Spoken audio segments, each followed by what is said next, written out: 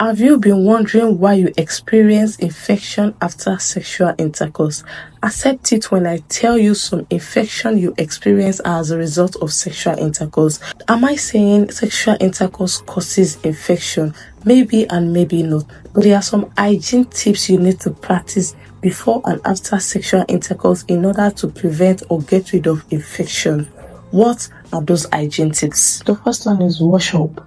We all know sex to be an exercise, and when you engage in exercise, there will be sweat all over your body, and this can cause irritation and also body odor. So after having sexual intercourse, the best thing to do is to wash up excess sweat in your body. Another reason why you should wash up after sexual intercourse is to avoid the settling down of bacteria in your body.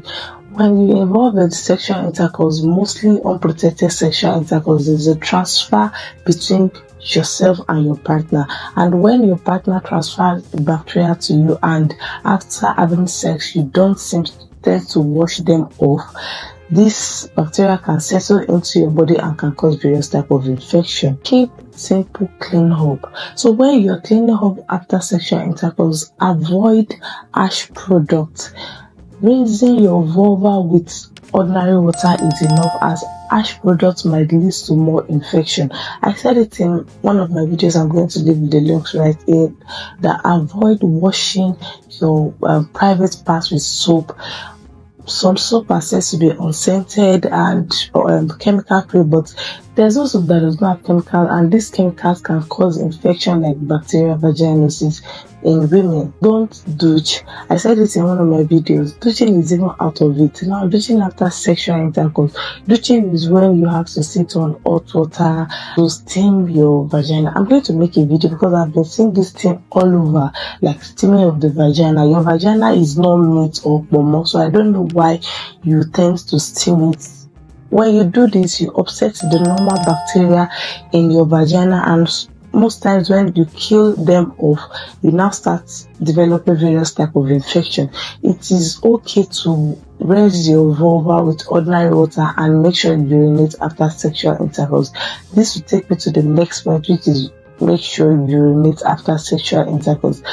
Like I said in my first point, there is transfer of bacteria when you have sexual intercourse with your partner, and before they get settled down into your urinary tract, which can cause urinary tract infection. I also have a video about urinary tract infection that I'll leave the link right here. Before they cause urinary tract infection, after sexual intercourse, make sure you stand up and urinate so as to wash off the bacteria that might have find a way of getting into your body or want to get into your body. Wear loose-fitting clothing.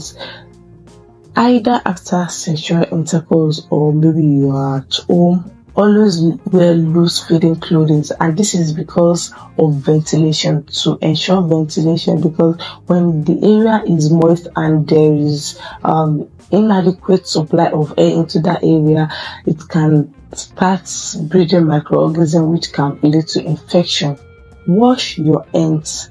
If you engage in oral sex, anal sex, even if you engage in normal vaginal sex, you have to wash off your hands after sexual intercourse so as to prevent bacteria that you might have gotten from touching your partner's genital from spreading to other parts of your body or even your food. So after sexual intercourse, make sure you wash your hands in order to prevent bacteria from spreading. Drink enough water.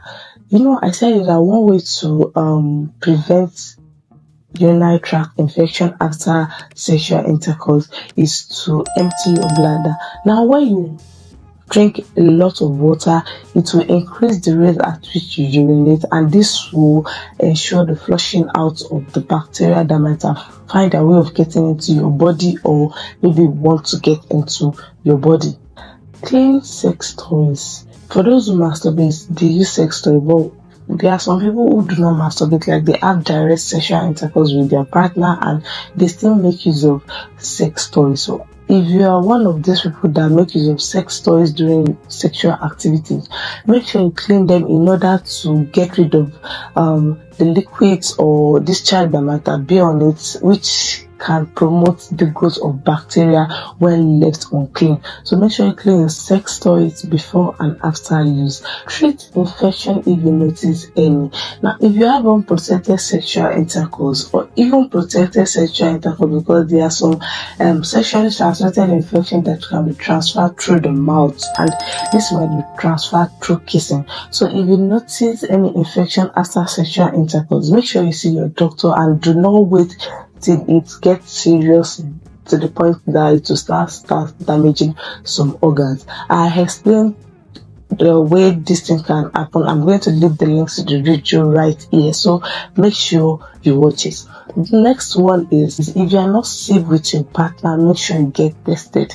Now, if you have a partner who practice multiple sexual life and you tend to have unprotected sexual intercourse with them, it is advisable to get tested because they might be a carrier of any kind of sexually transmitted infection. So if you are not sure of your partner, or if you have sexual intercourse with a stranger, make sure you get tested as soon as possible. Take pills to avoid pregnancy.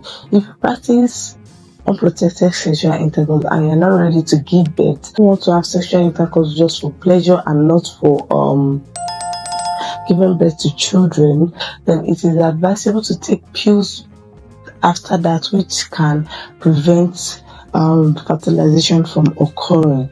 Do not shave right before sexual intercourse. Shaving can leave your skin fragile, gentle, and prone to infection or injuries. And during sexual intercourse, two bodies are coming in contact with each other.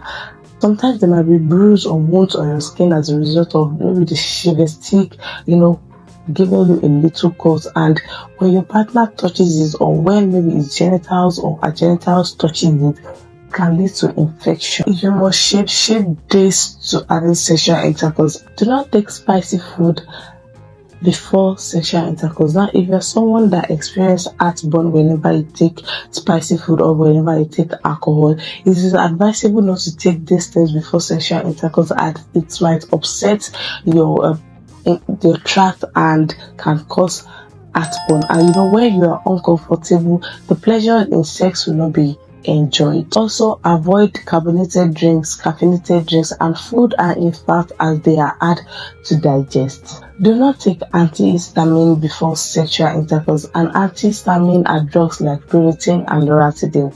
They help in curing dry nose, and it can affect the vagina since it dries up the mucous membrane. And when there is inadequate lubrication in your vagina, it can lead to pain during sexual intercourse. Do not floss before sexual intercourse, and this is because when you floss before sexual intercourse, your mouth is not active and there are little openings there that microorganisms can get into when you practice oral sexual intercourse. That's all about this video. Please like, comment, share. If you're yet to subscribe to my channel, please subscribe to my channel. It means a lot to me.